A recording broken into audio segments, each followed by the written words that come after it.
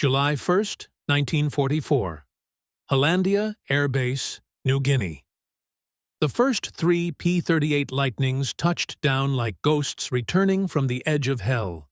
Their wheels hit the dusty runway after 6.5 hours of flying over Japanese-held territory, engines spitting heat, fuselages flecked with tropical grime and streaks of dried oil. One by one, the pilots climbed out slowly, their uniforms soaked through with sweat, their boots caked with dust, their faces pale beneath helmet lines. They didn't speak right away. The kind of silence that follows long flights hung over them, thick, heavy, and familiar. Only the clunk of the fuel caps opening and the murmurs of the ground crew broke it. 50 gallons. Maybe less, muttered one of the crew chiefs, staring at the dipstick like it had betrayed him. Then came the 4th P-38. Same model, same mission, same flight path. But when the pilot cut the engines and climbed down, the ground crew stared like they'd just seen a ghost walk out of the cockpit. 210 gallons remaining, someone finally whispered, tapping the stick again just to be sure.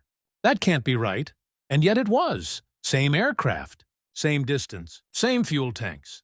But this pilot, an aging civilian no less, had used nearly 200 gallons less than the best fighter jocks in the Pacific. It was impossible, or at least it was supposed to be. Standing in the heat with sweat soaking through his uniform, the crew chief looked back at the cockpit of that 4th Lightning, then down at the numbers again. He couldn't wrap his head around it. None of them could, because for months, American pilots had followed the book to the letter.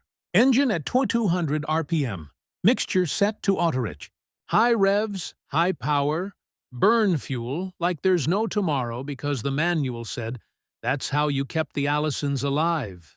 That's what they'd been drilled on since cadet training. Deviate from those numbers and you were asking for engine failure. Or worse, running over square, high manifold pressure and low RPM. That was suicide. Every instructor from California to the Carolinas had said so. Blow your pistons, they warned. Overheat your cylinders. Warp your valves. And yet here they were, standing beside a plane that defied all of that. What if everything they'd been taught about flying was wrong? The checkerboard sat on a crude wooden table, its red and black squares faded from the constant glare of the jungle sun. Colonel Charles MacDonald, commander of the 475th from 75th Fighter Group, leaned forward with a kind of lazy focus, nudging a red piece forward. Across from him sat Lieutenant Colonel Merrill Smith, just as sunburned and just as tired. The heat pressed on them like a wet wool blanket. The knock at the screen door was gentle, but it cut through the sweat-heavy air. "Excuse me, gentlemen." They both turned. Standing there in perfectly pressed navy khakis was a man who somehow looked both ordinary and unforgettable. His uniform didn't bear any rank, no stripes, no medals. But the face, that face, looked like it had been carved out of a history book. "I'm Charles Lindbergh." MacDonald froze with his hand still on the checker piece. That Lindbergh. Smith's eyebrows climbed halfway up his forehead. The name hit the room like a distant explosion, quiet at first, but powerful. This was the man who had flown solo across the Atlantic in a single-engine plane 17 years ago, the one whose name every schoolboy had once memorized. Now here he was, standing in the jungle with a voice as calm as a man ordering coffee. "General Hutchinson sent me," Lindbergh said. He thought I might be able to share some thoughts on the P-38. And long-range operations. MacDonald blinked, trying to process it. He was 29 years old, a seasoned combat commander, but he'd grown up with Lindbergh's story. Every American pilot had. Lindbergh wasn't just a legend. He was the legend. And now he wanted to talk shop? "Please, Mr. Lindbergh," MacDonald said, rising to his feet. "Have a seat." He called for Colonel Warren Lewis, head of the 433rd Squadron. If this conversation was going to touch on tactics, range, and survival, Lewis needed to be in the room. Lewis arrived moments later, wiping sweat from his neck. He took one look at the civilian in front of him, and you could almost see the gears turning behind his eyes. "Mr. Lindbergh, what brings you to our little slice of paradise?" Lewis asked with a crooked grin. No one here thought New Guinea was anything close to paradise. It was mud, mosquitoes, and metal hangars that baked like ovens in the sun. But Lindbergh's answer was as simple as it was direct. "I'm here to learn," he said, "and if I can, maybe help?" And so it began. Lewis pulled out the maps, dog-eared and grease-stained, spreading them across the makeshift desk. His finger traced lines across wide swaths of ocean, miles of nothingness between islands that looked like specks of dust. These were the lifelines pilots had to memorize, and too many had died flying them. "We're pushing these lightnings harder than they were ever meant to go," Lewis said. 6 7-hour missions. It's suicide on fuel. Every flight is a gamble. MacDonald watched Lindbergh as he studied the routes, nodding slowly, taking it all in with the eyes of a man who understood fuel not just as a measurement, but as the difference between life and death. And when Lewis began explaining their procedures, RPMs, mixture settings, engine temperatures, MacDonald noticed something. Lindbergh didn't ask questions like a visitor. He asked like a pilot, a mechanic, a man who knew these engines. Then came the question that would change everything. "Have you ever experimented with different cruise settings?" Lewis glanced at MacDonald. MacDonald just shook his head. "We stick to the book," Lewis said. "Anything else burns the engines." And Lindbergh smiled, not with arrogance, but with quiet knowledge. "Well," he said, "what if I showed you something different?" 2 days later, the entire 475th Fighter Group was packed into the sweltering recreation hall, most of them sitting on mismatched chairs or crates, others leaning against the walls, arms folded, sweat trailing down their backs. The place smelled like fuel, canvas, and exhaustion. Charles Lindbergh stood in front of them, still wearing those neat Navy khakis. No rank, no medals, just the man. A living legend about to tell a room full of hardened combat pilots that everything they thought they knew about flying might be wrong. "Reduce RPM to 1600, Lindbergh began, his voice steady and deliberate. "Set mixture to autolean. Increase manifold pressure to 30 inches of mercury." He didn't ease them into it. No build-up. Just tossed the grenade straight into the room. The silence that followed was dangerous. A thick, heavy, disbelieving pause. Captain Jim Watkins, tough, decorated, and cynical, finally broke it. "You want us to run over square?" Lindbergh nodded once. "Yes." "You're out of your mind," Watkins said, not rudely, just honestly. "That'll cook our engines." That's what every tech order, every mechanic, and every flight instructor back home told us. It causes detonation. You blow a cylinder or throw a rod. You don't just lose an engine. You die over the Pacific. Lindbergh didn't flinch. They were wrong. The air in the room changed. Not dramatically, not with gasps or outrage, but with a slow, quiet stiffening of backs and furrowing of brows. These weren't green cadets. These were pilots who flew into hell every week. Men who'd watched friends vanish into ocean spray. Men who could tell you how many gallons they'd burn climbing to 10,000 feet on a humid day with full auxiliary tanks. And now this civilian, this icon, was telling them they'd been lied to? Lieutenant Thomas Hayes raised his hand. He was young, sharp, still had the flight school shine in his eyes. "Sir, respectfully, if this works, why aren't we already doing it?" Lindbergh looked right at him. "Because war doesn't leave much room for new ideas. Training is built around minimizing risk. What I'm proposing, what I've done, is based on operational efficiency, not theoretical safety margins. I've used these techniques in long-distance flights for years." Major Pete Peterson crossed his arms, still not buying it. "And how many dogfights have you flown, sir?" Lindbergh let the question hang, unbothered. None, but I'm not here to teach you how to fight. I'm here to help you get home. That landed hard. It was the one truth that trumped everything else. They could debate mixture settings and detonation risks until sunrise, but every man in that room had lost someone to fuel starvation. One last loop around target. One extra pass, a headwind on the return leg. That's all it took. McDonald stepped forward, sensing the tipping point. Mr. Lindbergh's flown P-38s. He's flown Bong's aircraft. And on the last mission, he used 200 gallons less fuel than our best pilots. Same route, same speed, same altitude. That got murmurs. Lieutenant Bobby Johnson blinked. 200 gallons? Confirmed, McDonald said. That's not a hunch. That's a dipstick reading. The numbers couldn't be argued with. And for fighter pilots, numbers meant life. Finally, Lindbergh offered what he knew they needed most. Proof.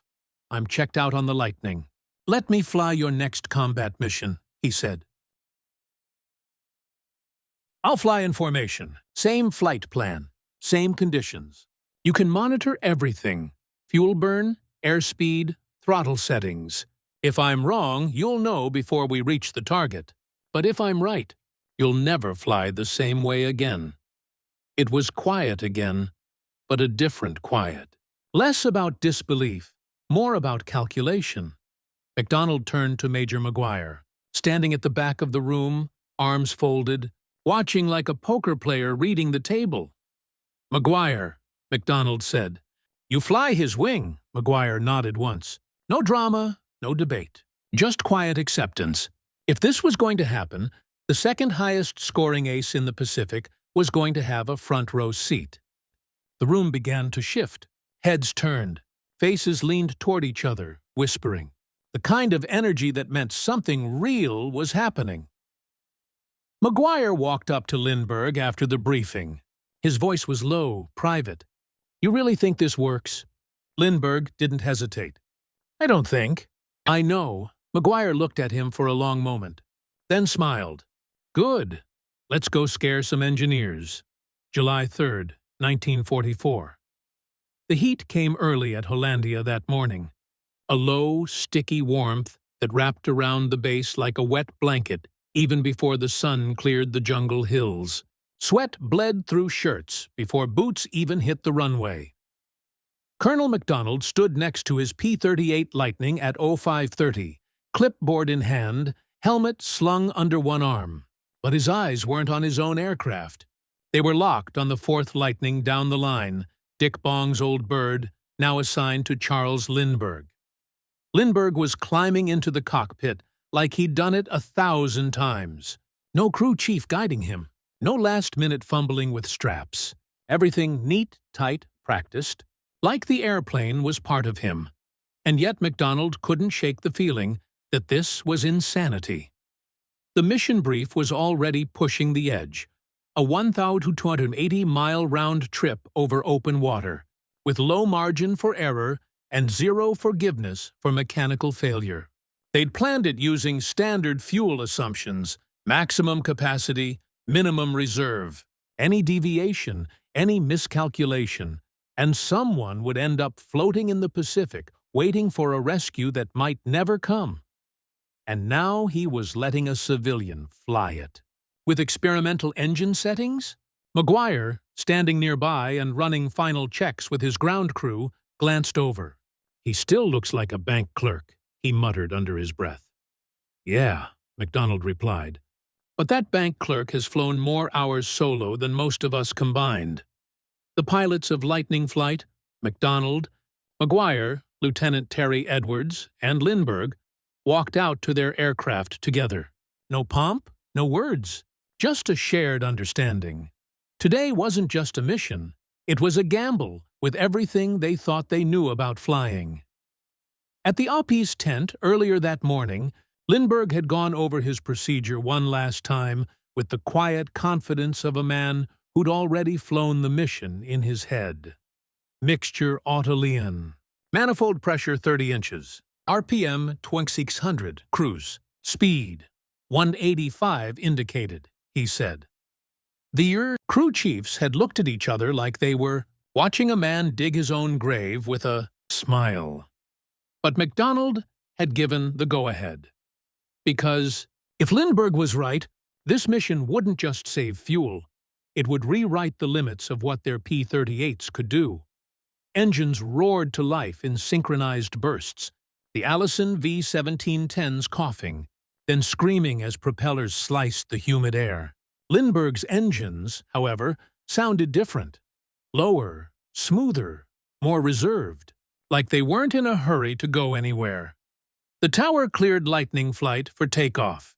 4 silver arrows streaked down the runway, lifting into the dawn like ghosts chasing the edge of war. Once airborne, MacDonald settled into formation, glancing over at Lindbergh's aircraft on his right wing. It was holding perfect line. No lag, no strain. But MacDonald's eyes drifted to one thing over and over: those damn engine settings. Lightning Flight, this is lead. Cruise climb to 10,000. Lindbergh, report configuration, he transmitted. 30 inches manifold, 1600 RPM, Autoleon. Lindbergh replied coolly. Fuel flow reading, 70 gallons per hour total. MacDonald's jaw clenched. That was nearly 35% less than what he and McGuire were burning at standard cruise. He double-checked his own flow gauges. 104 gallons per hour, right on the manual's numbers. Which meant if Lindbergh was telling the truth, he'd land with fuel to spare. While the rest of them sweated their return legs on fumes, McGuire came on the radio next. Lead 2, fuel flow holding steady. Copying some of Lindbergh's settings, adjusting RPM slightly, MacDonald blinked. McGuire was copying him? He didn't say a word. He just stared at Lindbergh's plane and thought about the weight of Doctrine, training, and hundreds of engine manuals burning quietly in the slipstream behind them. By the end of the second hour, the implications became impossible to ignore. Lindbergh wasn't falling behind. He wasn't overheating. He wasn't even working hard, and his fuel consumption stayed rock steady at 70 gallons per hour. At 0900, they reached the patrol zone, a stretch of blue-green ocean dotted with jungle islands and radio silence. Intelligence had flagged barge movement near Samat Island. Sure enough, MacDonald spotted 2 long shadows floating in a hidden cove below. Japanese supply barges, just as expected. Lightning Flight, target in sight. Prepare for attack run. They peeled off into combat formation. Here's where everyone expected Lindbergh's technique to fall apart. Combat power meant throttles forward. RPM maxed. Mixtures rich. You didn't save fuel in a dogfight. You burned it, in buckets. But Lindbergh stayed right there. Formation tight, movements crisp. He dove with the others, strafed with the others, climbed out of flak range with the others. MacDonald didn't have time to analyze it. He was dodging ground fire and emptying his guns into a barge deck. But every glance toward Lindbergh's bird showed the same thing. Perfect control. No hesitation. No lag. No sign that his lower RPM cruise had weakened the U-plane's ability to fight. 12 minutes of high-power combat passed before they regrouped and climbed back to altitude. MacDonald checked his fuel gauges and got a chill. They were lower than he liked. He'd burned over 400 gallons already, and they still had the whole return leg. Ahead, fuel check, he called over the radio. McGuire. 60%, Edwards. 58. Then, Lindbergh came on. Calm. Almost. Bored. 72% remaining. Silence. Even MacDonald's hand froze on the throttle. Say again? 72%, Lindbergh repeated. Fuel burn as expected. Jesus, he'd just fought a battle, climbed, cruised, struck targets, and he was ahead on fuel? MacDonald wanted to believe it was a mistake, but in his gut, he knew it wasn't. Lindbergh was rewriting everything, right in front of their eyes. The return flight was uneventful, but MacDonald's thoughts weren't. He flew in silence, glancing at Lindbergh's plane every few seconds, watching the same quiet confidence play out over the controls. And when they finally spotted Hollandia in the distance, MacDonald felt something strange, something he hadn't felt in weeks. Relief. Not just for landing safe, but for what this might mean. Because if Lindbergh was right, and every gallon of fuel said he was, then this war had just changed. They touched down one by one. Ground crews ran to the planes with dipsticks and notepads. MacDonald climbed down from his Lightning exhausted. His fuel reading showing just 18% left. Enough to get home, but not by much. Lindbergh stepped out of his aircraft and handed his helmet to a crew chief like he was stepping off a commuter flight. 34%, the chief called out a minute later. He still has a third of his fuel. One mechanic just stared at the dipstick like it was a magic wand. Someone else muttered, "That's not supposed to be possible." But it had happened, and now no one could unsee it.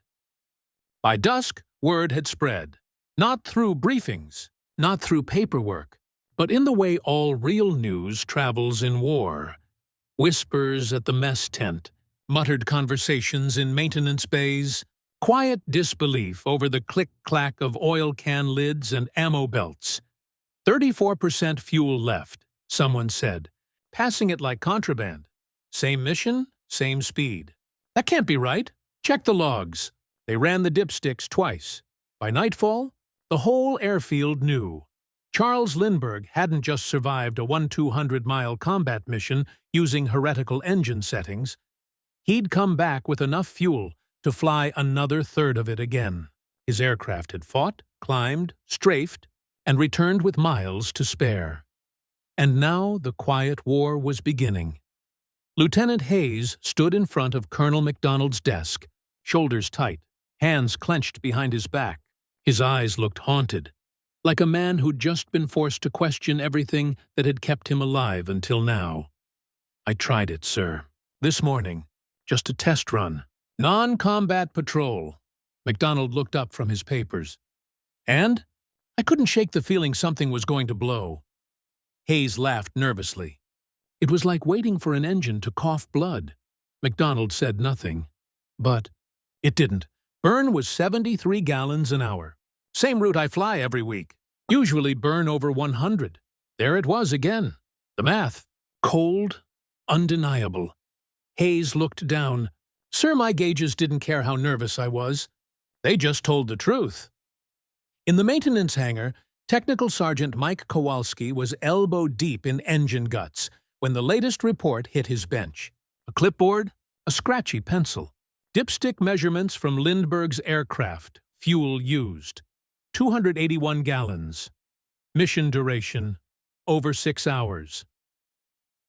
Engine condition, no anomalies, no overheating, no detonation. He stood in silence, staring at the numbers, then pulled the cowlings off Lindbergh's engines for a second inspection.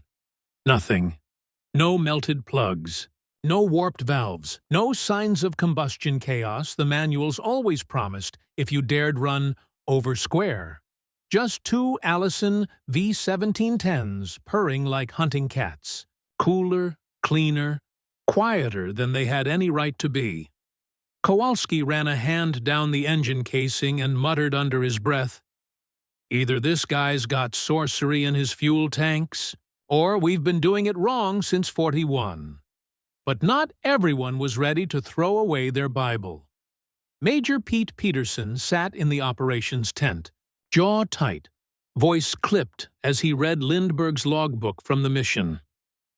"I don't like it," he said flatly. "Not one bit. You saw the numbers," Colonel Lewis replied. "So did I. I've flown through hellfire, Colonel. Raboul, Wewak. I've gotten home on fumes, with my canopy shot to pieces. And you know what kept me alive? Procedure, not guesses, not shortcuts. It's not a shortcut, Pete. It's a breakthrough." Peterson slapped the table. "It's a theory in a civilian's flight bag. He's not one of us. He doesn't understand what it means to trust your life to a checklist." Lewis leaned in, Voice quieter now. That's just it. He trusted less fuel, lower RPM, and lean mixtures, and made it back with more than we ever have. You think that's guesswork? Peterson shook his head. We start messing with that, someone's gonna die. MacDonald, who'd been listening from the corner, finally spoke. No, Pete. Someone's already died. Probably a dozen. You think all those guys who didn't make it back ran out because they were sloppy? Because they were careless? Silence. They died because the fuel envelope was too tight. Because we couldn't afford one extra orbit. One missed navigation fix. One headwind. If we'd had this technique 6 months ago, some of those boys might still be eating sea rations with us right now. Peterson said nothing. Just stared at the floor, jaw locked. MacDonald pushed the logbook toward him. Try it. One mission. Use the settings. Do it your way. But run the numbers. The next morning, MacDonald walked the line again. But this time, the eyes that followed him were different. Less skeptical, more calculating. The resistance was cracking, not because of orders, but because of results. Numbers, dipsticks, engine wear patterns, pilots who came home with an hour of fuel instead of a whisper in the tank. By the end of the week, 3 more pilots had tried Lindbergh's configuration on routine missions. Everyone returned with 30 to 40% more fuel than expected. Everyone filed engine condition reports marked normal. But it was the July 28th mission that shattered the last walls of doubt. Chirwak deep enemy territory. Rumors of heavy fighter resistance. Multiple strike objectives. The kind of mission that demanded everything from both pilot and machine. Maguire requested Lindbergh on his wing, not to babysit him, but to watch him. Let's see if it works when the bullets start flying, he told MacDonald. No more theory. Let's see if it bleeds. And bleed it did. A pack of Zeros intercepted them 50 miles from the target, protecting a squadron of Japanese bombers. The dogfight was vicious, drawn out, and dirty. Tight spirals, gun passes, throttle slams. One lightning went down in the first minute. MacDonald, watching from above, tracked Lindbergh's position constantly, and he saw something that didn't make sense. Lindbergh was never out of position, never lagging behind, never struggling with power or maneuver. Every move was deliberate, every climb smooth. He was fighting and flying like a man who knew exactly how much throttle he could afford to use. Then came the ramming run. A wounded Zero, its pilot out of options, turned straight toward Lindbergh in a final suicidal charge. And Lindbergh didn't flinch. He sidestepped the attack with precision, rolled out of the dive, and, with a single burst, clipped the enemy's wing. The Zero spiraled into the sea like a flaming dart, Lindbergh's first and only kill. But more importantly, he'd survived full-throttle combat without abandoning his efficiency settings. And when they landed, once again, he had more fuel than anyone else in the flight. MacDonald stood outside the tent that evening, cigarette in hand, staring at the sunset bleeding across the sky. Behind him, pilots were talking, not about last night's poker game, not about chow, but about RPMs, manifold pressure, cruise airspeeds, efficiency. Lindbergh had flipped the switch, and the fighter war in the Pacific would never be the same again. The morning after the Wewak mission, Technical Sergeant Kowalski walked into the maintenance bay with a wrench in one hand and a clipboard in the other, and 10 years of training unraveling in his head. Lindbergh's Lightning sat on jacks, her engines exposed like open hearts. Kowalski had already pulled the plugs, checked the bore scope footage, and double-checked cylinder pressures. The verdict was impossible. No damage, no warping, no fouling. If anything, the engines looked cleaner than usual. Cooler. He ran his hand along the cowling and shook his head. We've been babying these Allisons like they're made of glass, he muttered to no one. And all this time? She just wanted to run smart. That afternoon, Kowalski did something he never thought he'd do. He stood in front of an entire group of ground crew and gave a lesson on fuel efficiency. The real shift didn't happen with a command. It happened in the small, quiet moments when doubt gave way to data. Pilots started testing Lindbergh's method on non-combat milk runs, weather patrols, supply escorts, observation flights, just to try it, just to feel it. And every time, the same pattern emerged. Lower RPM, auto-Leon mixture, slightly higher manifold pressure, and every time they landed with more fuel than they'd ever thought possible. At first, they flew with one hand on the throttle, waiting for a cough, a pop, a smoke trail. But those never came. What came instead was a new kind of freedom. Freedom from the constant fear of running dry. Freedom to orbit longer. Freedom to strike deeper. Freedom to live. In the operations tent, the mission planning boards began to stretch wider. Maps that used to stop 570 miles out were now pinned at 750. Targets that had been classified as bomber only were quietly being added to fighter strike lists. Colonel Lewis stood in front of one such board, arms crossed. "Balikpapan," he said, tapping a red mark deep in enemy territory. 950 miles. Used to be a pipe dream. MacDonald glanced at the numbers. Now it's a Tuesday. They shared a grim smile. Fuel consumption down 30%. Engine wear? Minimal. Pilot fatigue? Manageable. MacDonald nodded. And no one's dropped into the drink since Lindbergh showed up. By the second week of August, the transformation was complete. Every pilot in the 475th Fighter Group had flown at least one mission using Lindbergh's settings. Most never went back. Lieutenant Hayes, once scared stiff of running over square, now preached the gospel to new arrivals. His logbook was filling with entries showing missions that lasted 8, 9, sometimes even 10 hours, with fuel to spare. "Sir," he told MacDonald one evening, "I flew to Halmahera and back. That used to be a bomber run. Now, I was back in time for dinner." More importantly, his landings were smoother. His engines ran cooler. And the constant fear of running dry over the ocean?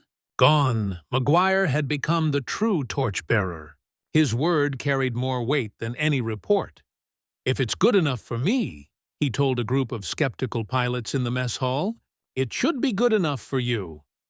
Nobody argued. Not after McGuire clocked a 9-hour patrol with full combat engagement and touched down with 24% fuel left. Back in the United States, the ripple effects reached the instructors.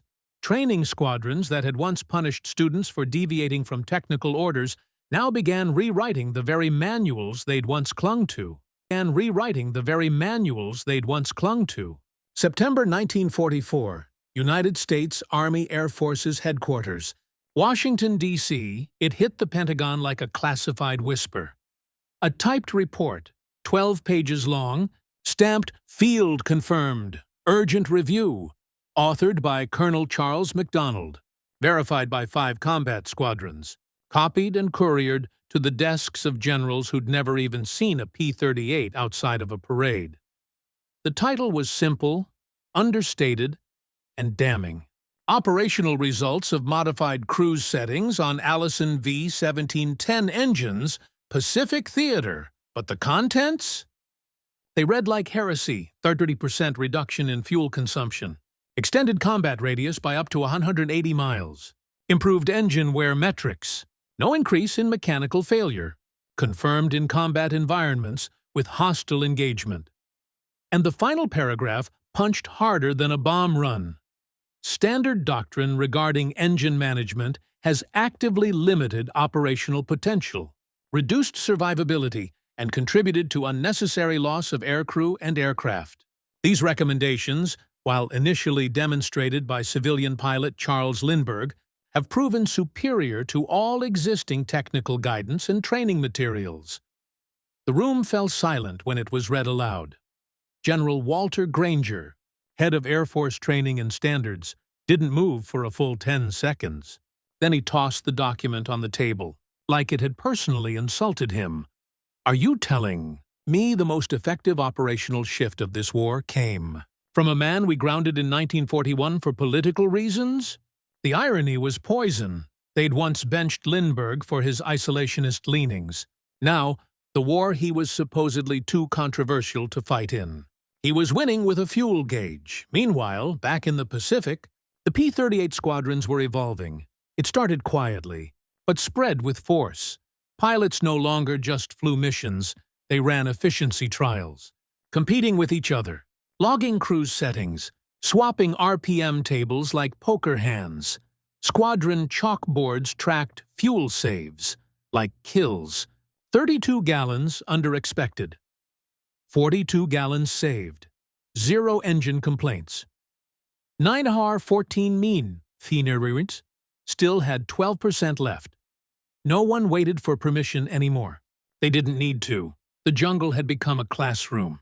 The fighters, flying laboratories. And the students were outperforming the instructors. Captain Jim Watkins, once a loud critic of Lindbergh's methods, now led unofficial lean flight trainings for new arrivals. He stood in front of a group of fresh-faced replacements, pointing to a crude diagram drawn on a mess hall chalkboard. "Two things," he barked. "RPM controls how often the explosion happens. Manifold pressure controls how strong it is. Get that wrong, and you waste fuel. Get it right, and your engine hums like it's dancing." One pilot raised a hand nervously. "Sir, my flight instructor said anything over square leads to—" Watkins cut him off. "Your flight instructor was reading a manual written before half of us hit puberty. The sky doesn't care about theory. It cares about results." Then he turned, grabbed the chalk, and wrote a single word in massive letters. Lindbergh. The truth was bigger than one aircraft. At 5th Air Force Headquarters in the Philippines, planners began testing Lindbergh's cruise settings on P-51 Mustangs. Early results showed similar fuel savings. Someone even tried it on a B-25 bomber. Result? 17% increase in range. No engine failures. A shocked crew chief who said, "That plane came back with more fuel than when it left." It was becoming clear. Lindbergh hadn't just changed the P-38. He'd cracked open the logic of engine management itself. Aviation was evolving, and Doctrine was being left behind. Meanwhile, Lindbergh was gone. No one knew where exactly. Rumors said he was back in the U.S., consulting on the next generation of aircraft. Others claimed he'd headed to the CBI theater to teach pilots flying over the Himalayas. But his presence lingered like a ghost in every hangar. Pilots still quoted him. Mechanics still checked dipsticks with suspicion. Commanders still redrew range rings on mission maps, marveling at what was now possible. He was gone, but he had reprogrammed the war. In a post-action debrief with General Kenny, MacDonald put it plainly. "We were flying our Lightnings like drag racers. Lindbergh taught us to fly them like chess players." Kenny didn't laugh. He just nodded. "Drag racers win seconds," he said. "Chess players win wars." By October 1944, the technique had been officially adopted by Pacific-based P-38 squadrons. New training bulletins went out. Charts were revised. RPM ranges expanded. Even the Allison engine manufacturer, Allison Division of General Motors, requested field data from Lindbergh's flights to revise their technical guidelines. That was the final vindication. The same engineers who once warned, "Never run over square," now quietly published revised limits allowing exactly that. The irony? Lindbergh never wrote a manual, never issued an order, never made it about him. He flew, he logged, he showed the truth, and he let the truth do the talking. In one of his last recorded debriefs before leaving Hollandia, Lindbergh stood before a group of tired, sunburned pilots and said something that stuck with every man who heard it. They taught you to fly like you were afraid of your engines. I'm telling you, respect your engines, yes. But don't fear them. Fear the fuel gauge. Fear running out of time. You can't win a war with empty tanks. Then he saluted them and walked out.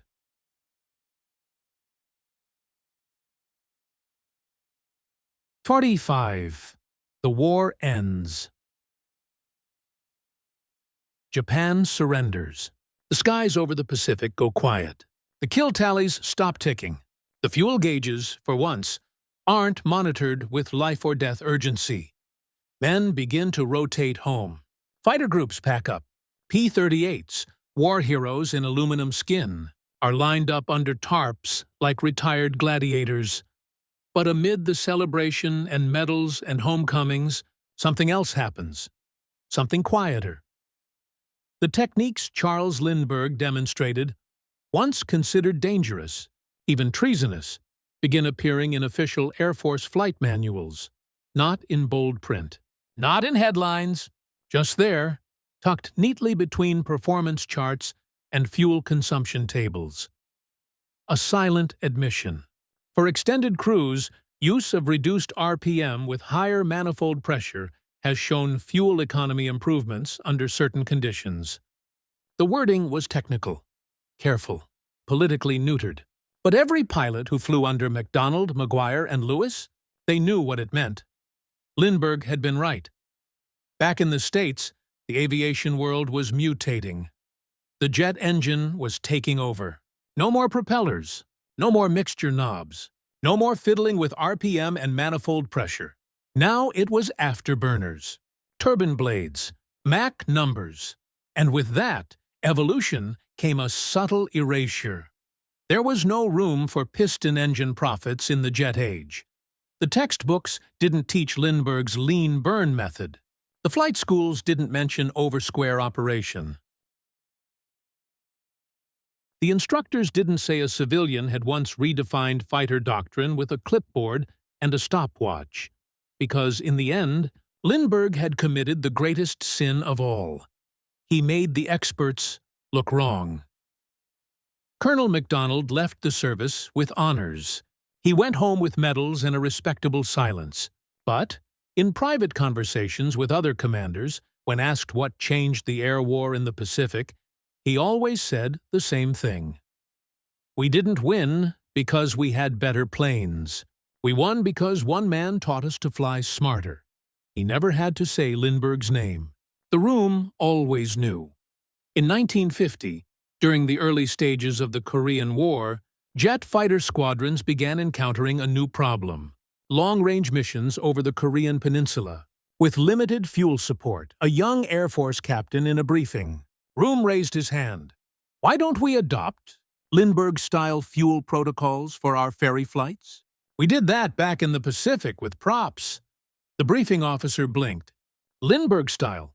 The name landed like a ghost, a glitch in the system. Officially, no one in that room had ever been taught it. Unofficially, half of their instructors had flown with it. And suddenly, the past wasn't dead. They pulled out old logs, old manuals, old habits. And just like that, Charles Lindbergh, a man never commissioned as an officer in World War II, was still flying combat missions through the hands of young men who never met him. In 1967, deep in a Pentagon archive, an Air Force analyst compiling a report on long-range engine performance stumbled across a typed memo dated 1944. It had no classification, no press release, no signature beyond initials. But its opening line was unforgettable. Demonstration by civilian pilot Charles Lindbergh confirms feasibility of over-square cruise settings in Allison engines. Recommendation: immediate re-evaluation of current doctrine. The analyst turned the page, read the numbers, did the math, and leaned back in his chair, whispering, "He changed the whole damn war, and we almost forgot him." Today, ask most people how Lindbergh helped win World War II, and they'll tell you about 1927, about the Spirit of St. Louis, about the Atlantic crossing, about ticker tape parades and statues, almost no one will mention New Guinea, or fuel gauges, or sweating fighter pilots learning how to trust their engines again. No one talks about the mechanic who said, "Sir, either this guy has magic engines, or we've been doing it wrong from the start." No one remembers that for a few months in 1944, the most valuable weapon in the U.S. arsenal wasn't a plane or a bomb. It was a spreadsheet, and the man holding it wore no rank. But the pilots remember. The ones who lived because they had an extra hour of fuel. The ones who reached their target because they didn't fly with fear, but with precision.